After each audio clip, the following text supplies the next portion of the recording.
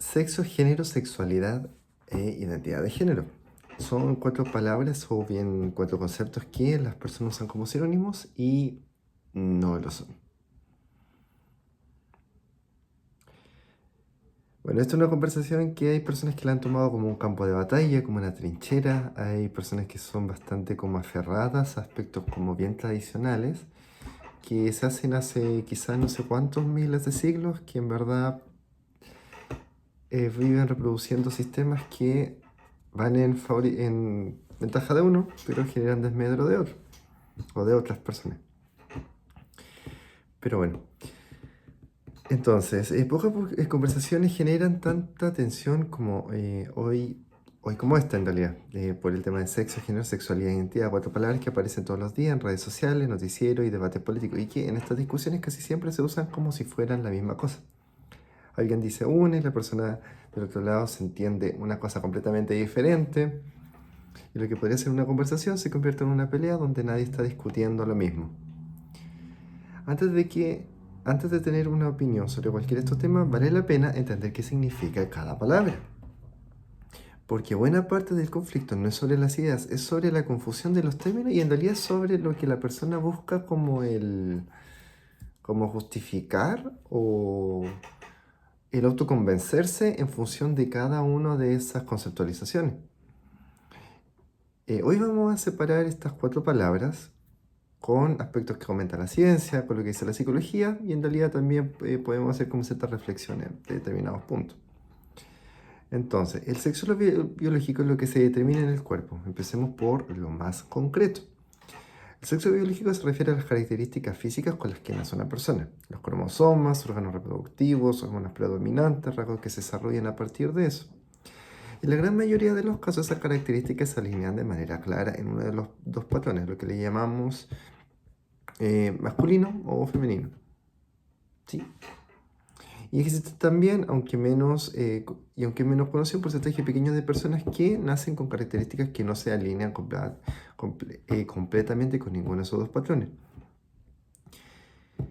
Y bueno, existe también desde siempre poblaciones humanas que es reconocida por la medicina como una variación biológica y no como una rareza inventada recientemente. El sexo biológico es en gran medida un dato observable, lo que en cada sociedad decide hacer con ese dato, cómo lo interpreta, qué expectativa le asigna y es otra cosa. Y empieza la siguiente palabra, el género. Lo que la sociedad construye alrededor del sexo. El género es distinto del sexo, aunque históricamente se usan como sinónimos, las personas al hablar hablan que es lo mismo. El género se refiere a expectativas, roles, comportamientos, características que una sociedad asocia con ser hombre o con ser mujer. Es algo cultural, es algo social. Piensa en esto, el color rosado para la niña y el celeste para los niños no es un hecho biológico, es un color. Es una convención cultural que además cambió en el tiempo y que es distinta en las sociedades. Que las mujeres deban ser delicadas o que los hombres no deban llorar tampoco es un hecho biológico. Son expectativas culturales, familiares, personales, que se transmiten de generación en generación y muchas veces sin que nadie las cuestione.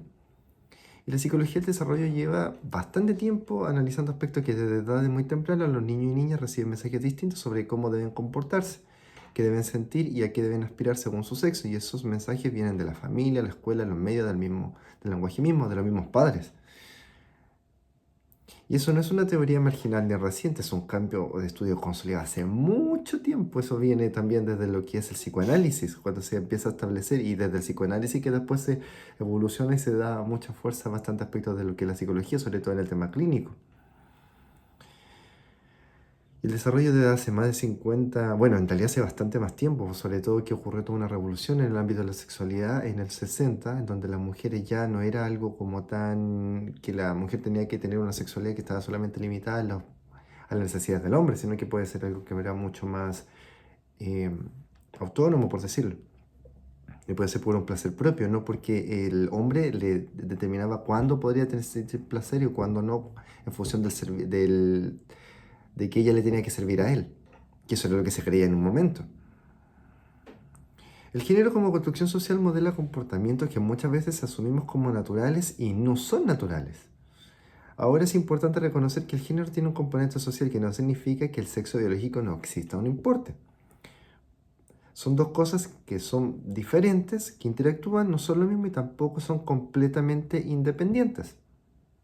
No es un tema material y el otro es tema cultural, de cómo se va viviendo en temas de conciencia en eso mismo.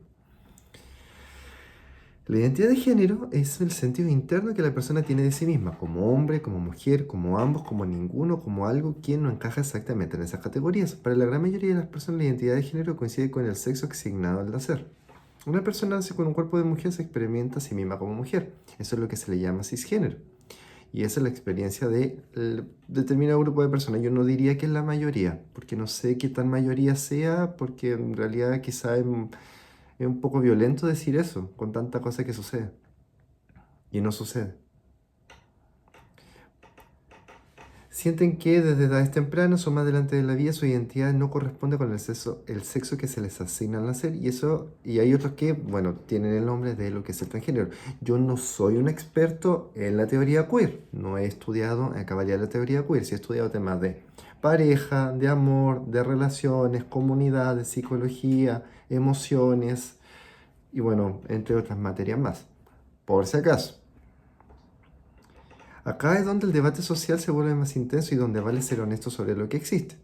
Hay un consenso científico amplio en que la experiencia de ciertas personas que son transgénero es real, y en el sentido de que las personas les describen que desde edades muy tempranas simplemente tienen otra forma de vivir su experiencia. Y bueno, hay asociaciones que se establecen.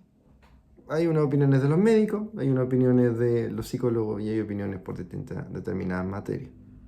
Por hablar de un tema que me ha pasado, que hay gente que yo creo que no tiene mucha capacidad, yo creo que intelectual, diría yo.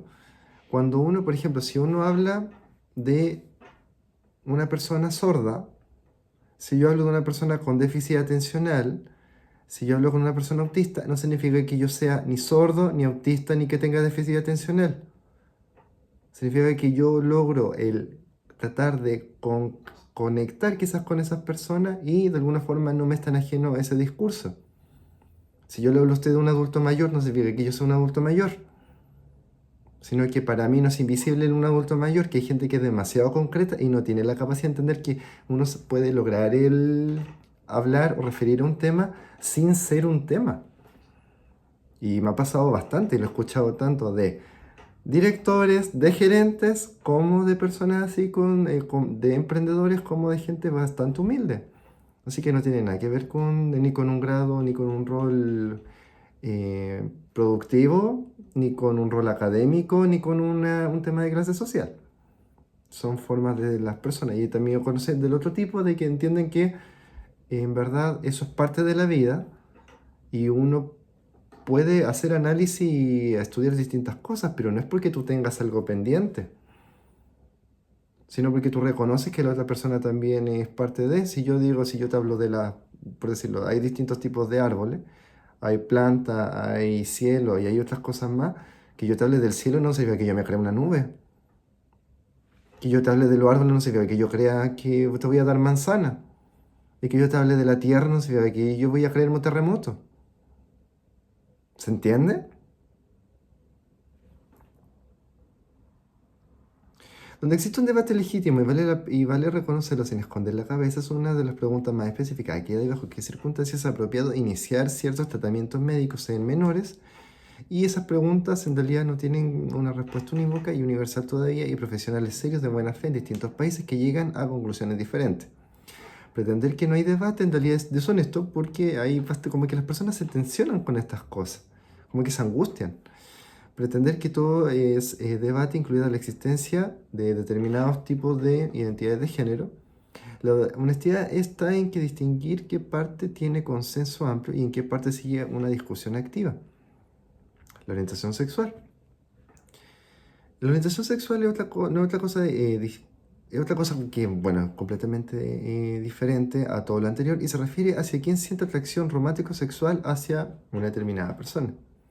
Los heterosexuales hacia personas del sexo opuesto. Los homosexuales hacia personas del mismo sexo.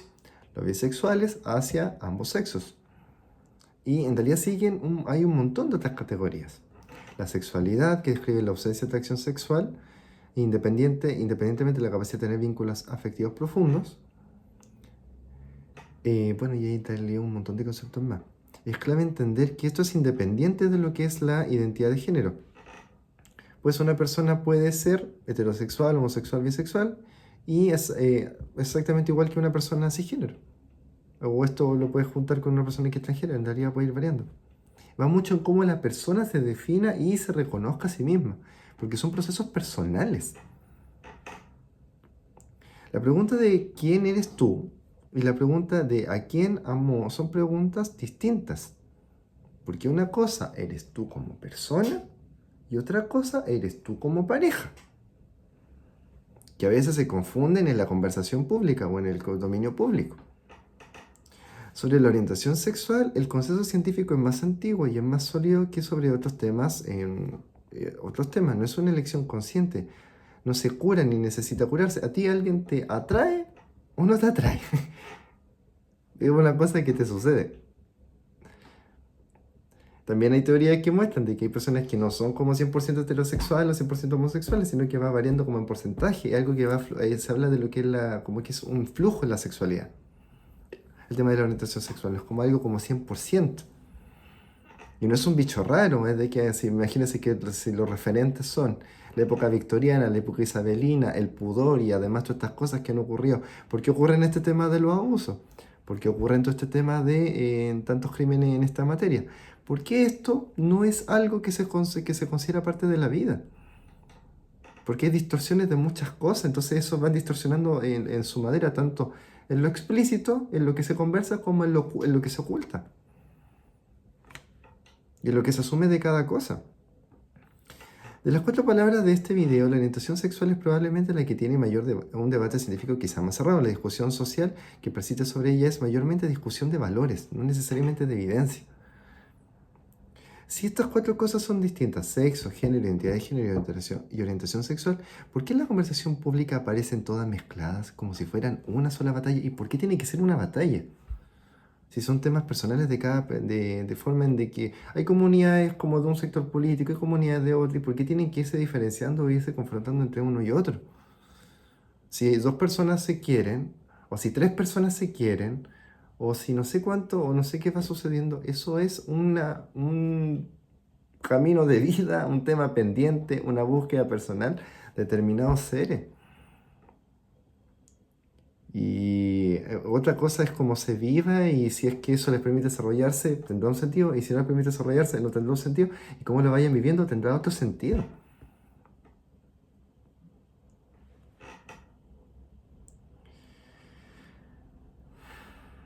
¿Y por qué serán varias peleas? Porque para muchas personas estos temas tocan algo muy profundo, que es su propia identidad y la identidad quizás de familiares, seres queridos. Cuando alguien te toca algo tan cerca, es difícil mantener una distancia necesaria. Hay gente que no logra mantener objetividad en determinados temas, como que no lo logra ver como desde un análisis. Y llega y te lo toma como un ataque, una interpretación personal. Que es tu forma de ver el mundo, tu familia, tus valores. Porque la política encontró que estos temas movilizan, lo usan para manipular gente. Generan una identificación emocional fuerte en ambas direcciones. Y estos temas generan una identificación emocional tan fuerte que son útiles para construir un nosotros contra ellos, independiente de los distintos matices reales. Porque una persona puede ser de determinada orientación sexual, pero puede tener un valor y puede ser una persona sumamente altruista o una persona que puede ayudar al mundo. Y otra persona puede ser un heteronormado súper rígido y puede ser un verdadero nazi. Entonces, ¿de dónde viene? Los nazis no eran personas como abiertas de mente. ¿Por qué las redes sociales premian la simplificación? Un hilo de 40 tweets explicando matices no compite en alcance con una frase corta y contundente que confirma lo que el otro ya creía. Las frases cortas y contundentes casi siempre mezclan conceptos que separados generan menos indignación. Al resultar de una conversación donde alguien que defiende algo relacionado con la orientación sexual o distintos aspectos en realidad, Es un tema de consenso científico sólido. Termina en la misma bolsa que alguien discutiendo políticas sobre menores, tratamiento médico, un tema genuinamente en debate y viceversa. Cuando todo se mezcla, nadie puede pensar con claridad sobre nada, porque en realidad hay veces en que las personas como hacen enredos y hacen esos enredos para de alguna forma que quede todo en lo mismo, ni siquiera por generar un consenso, o ni siquiera un consenso por plantear alguna idea con alguna postura o desarrollar alguna forma. Llegan y generan un caos solamente para que las cosas sigan igual y generar más odio, más daño y más destrucción. Pero no es porque quieran que las personas se puedan poner de acuerdo ni encontrar algo en común. Más allá de los debates de las políticas públicas, que son legítimas y que van a seguir existiendo, hay algo que vale la pena separar. Las personas concretas que conoces, el compañero de trabajo, la hija de un amigo, el primo que en una reunión familiar contó algo sobre sí mismo que generó silencio, y esas personas no son una posición en un debate. Son personas con una vida, con relaciones, con la misma necesidad de ser tratadas con dignidad que cualquier otra. La psicología es clara en algo, independiente de cómo se resuelven los debates desde la política pública, el rechazo del entorno cercano, ya sea familia, comunidad o amigos, hacia alguien en su identidad o orientación, está asociada consistentemente con personas con resultados de, o se le puede asociar determinado como análisis en temas de salud mental. La aceptación del entorno cercano, incluso cuando alguien tiene dudas o no comparte completamente la perspectiva del otro, está asociada con mejores resultados, y eso no significa que todos tengan que estar de acuerdo con todo. Se ve que es posible y necesario separar el debate de ideas que es legítimo del trato a la persona concreta que tienes enfrente, que merece respeto independiente de un debate. Porque una persona tenga un determinado sexo, que tenga una determinada orientación sexual, una determinada identidad de género o un género, no merece menos respeto que otra. A ti no te da más valor el tener determinada orientación sexual, determinado género más que otro ser humano. ¿Eso aquí es matonería? ¿Eso aquí es prepotencia? ¿O cómo funciona? O de alguna forma también los que hablan de el pensar distinto o el pensar de forma libre. Porque realmente hay que destruir a alguien, menoscabarlo y eliminarlo por eso. Y si es algo pasajero que después toma otro rumbo, o si es algo que realmente te muestra que hay distintas formas en la experiencia humana, ¿por qué no? Si no te hace daño, ¿en qué te interfiere? Te hace daño porque no te reafirma ni te fomenta lo que a ti constantemente te gusta escuchar, pero eso no significa que puedan haber distintas formas de vivir en el mundo. Si tú no eres el centro del universo, y tú no eres ni el inicio ni el fin de la vida. Entonces, cada vez que tú niegas o maltratas a esa gente, ¿tú qué estás diciendo? Yo soy lo más importante en este planeta y solamente tu opinión vale. Eso significa que tú defines la experiencia sexual, la experiencia de género, la experiencia biológica, la experiencia de tal tipo que una persona puede tener. Porque tú solamente puedes tener la razón. Así de sencillo. Y no te puedes abrir a ninguna otra forma más de vivir de alguien más. Y no puedes ni siquiera, aunque no la entiendas, ni siquiera puedes respetarla. Porque yo, por ejemplo, hay un montón de cosas que yo no entiendo. ¿Pero qué voy a hacer ahí? El sexo, el género, la identidad de género y orientación sexual son 4 preguntas diferentes. ¿Con qué cuerpo naciste? ¿Qué expectativas le ponen asociada a tu cuerpo? ¿Cómo ese experimento a ti mismo va más allá de esas expectativas? ¿Hacia quién se dirige tu atracción? 4 respuestas que para la mayoría de las personas van en la misma dirección sin fricción y que para algunas personas no. Ninguna de esas combinaciones convierte a alguien en menos persona y ninguna de ellas por sí sola resuelve los debates de políticas públicas que existen alrededor de estos temas. Son posturas, son planteamientos, son formas. Tampoco se habla de que todo sea un caos, pero tampoco que sea en la vuelta del régimen y del comienzo de la Segunda Guerra Mundial, sino una secta de la sociedad. Y ninguna de ellas por sí sola resuelve los debates de políticas públicas que existen alrededor de estos temas. Esos debates son reales, son legítimos y van a seguir existiendo, porque tocan preguntas genuinamente difíciles sobre cómo organizar la vida común. Porque hay una diferencia entre debatir ideas y deshumanizar personas. La primera es necesaria en cualquier sociedad que piense y la segunda no construye nada. Solamente profundiza ideas, genera odio y eso es lo que genera la guerra. Eso es lo que genera esta rivalidad y estas horrorosidades que van ocurriendo. Son 4 preguntas distintas, una sola certeza. La persona que tienes delante, sea cual sea su respuesta, cada una sigue siendo una persona. Y bueno, a mí algo que también me gustaría como analizar, o en realidad yo también me pregunté, porque por ejemplo cuando uno lee los libros de sexualidad, y cuando uno escucha quizás cómo se vive la sexualidad de un tipo o de otro, muchas veces se basa en que tiene relación, por ejemplo, con el hecho de que un ser penetra a otro. Y como que eso define si uno es masculino, o es hombre, o es mujer, o lo que define a la persona. Y en realidad tampoco tiene tanto sentido, porque por ejemplo hay una práctica que hacen mujeres heterosexuales con hombres heterosexuales que se le llama pegging, en donde la mujer usa un dispositivo y llega y penetra al hombre. Y eso porque le genera placer, dado que se puede estimular la próstata o otro tipo de lugares. Entonces, necesariamente te cambia la orientación de género, la orientación sexual, por que es de una mujer con un hombre, de un hombre con una mujer, por un hecho de penetración. ¿Tiene relación con eso? Te cambia el color del pelo por eso. Te cambia la forma de los ojos. O realmente te cambia el alma y te cambiaste de nombre. Por eso.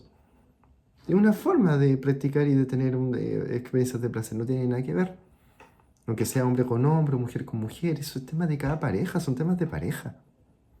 Que usted no tiene por qué meterse o opinar en esas cosas. Cada quien decide cómo vive su relación. Si las relaciones de pareja son de pareja. Par viene de... ¿Cuántos son? Los otros son tríos, los otros son cuartetos y los otros ya no sé qué será. Entonces, ¿también va a considerar usted eso? O en el tema de también que se habla de lo que es la energía masculina y la energía femenina, que como que el hombre solamente puede ser energía masculina y la mujer solamente puede ser energía femenina. Y en realidad no tiene relación con eso. Hay gente que tiene una capacidad más creadora, hay gente que tiene una capacidad más receptiva. ¿Y de dónde vienen estas cosas? Hay personas que hablan que viene de la India. Y en la época de la India, si uno compara a la India o a determinadas cosas antiguas, ancestrales, al día de hoy, en donde las mujeres han podido tener derecho a tener una sexualidad, han podido tener derecho a ser reconocidas y por decirlo, a tener experiencias de otro tipo, y los hombres también, a poder tener mayor sensibilidad, porque es una parte de la experiencia humana y del desarrollo como ser humano, que afecta lo que es la crianza y afecta un montón de otros aspectos, y también lo que son las familias y el desarrollo de las sociedades, estos distintos puntos, por decirlo. Entonces, si una mujer con esta situación del tradicionalismo, de la energía femenina y masculina, ¿cuándo va a poder ser directora? ¿Cuándo va a poder ser presidenta? Y un hombre con esta cuestión de la energía femenina y masculina, y de pura energía masculina, ¿cuándo va a poder tener una familia en donde esté emocionalmente presente? Donde sea una persona que esté activa. Cuando sea una persona que su hijo se sienta que en verdad le receptiva a lo que le sucede. Y que no le sea indiferente. Entonces, esas cosas de hace milenios sirven. ¿Usted no cree que eso genera violencia intrafamiliar? ¿No cree que eso genera desigualdad social? ¿No cree que eso discrimina a personas con habilidades increíbles? Porque no, hay que repetir lo que todo el mundo repite. Hay que hacer lo que siempre se dijo en el libro no sé cuánto. ¿Por qué? ¿Por qué hay que poner una cárcel mental a una pareja? ¿Por qué hay que poner una cárcel mental a una familia? ¿Por qué hay que poner una cárcel mental a la carrera de una mujer? ¿Por qué hay que poner una cárcel mental a la carrera de un hombre? Por darle un ejemplo súper concreto, Daniel Goleman es un hombre y él es el autor de la inteligencia emocional. La Helen Fisher, que ella es una científica increíblemente reconocida, habla del estudio del amor. Una mujer muy racional y un hombre que entiende la afectividad. Tony Robbins es un coach increíblemente desarrollado. Hay un montón. En la Unión Europea, la dirigente es una dama, que es la señora Úrsula. Entonces, usted define su alcance y sus limitaciones por lo que repite todo el mundo. ¿Y usted no considera cuánto daño le hace a la gente con eso? ¿Y a sí mismo también con eso? ¿Usted alguna vez se ha cuestionado cómo por reproducir determinados tipos de dinámicas sociales, cuántas cosas se pierden de su vida y de la vida de los demás? ¿Se lo preguntó alguna vez?